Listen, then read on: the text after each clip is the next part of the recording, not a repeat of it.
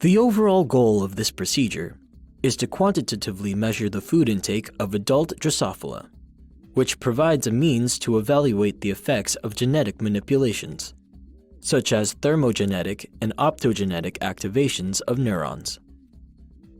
This method can help answer key questions in the feeding field, such as the neural mechanisms of hunger, satiety, and appetite.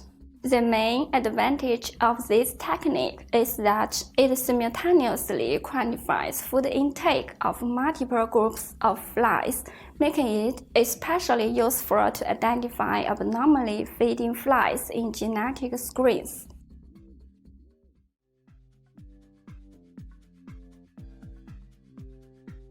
To begin, gather supplies to prepare the outside container.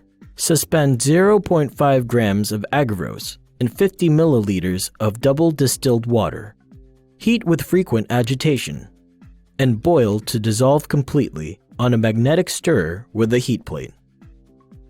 When the 1% agarose cools to about 60 degrees Celsius, transfer 5 milliliters to an empty outside container and keep the container open until the agarose has cooled down to room temperature to yield an agarose pad.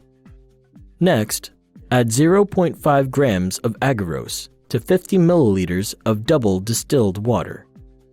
Heat with frequent agitation and boil to dissolve completely on a magnetic stirrer with a heat plate.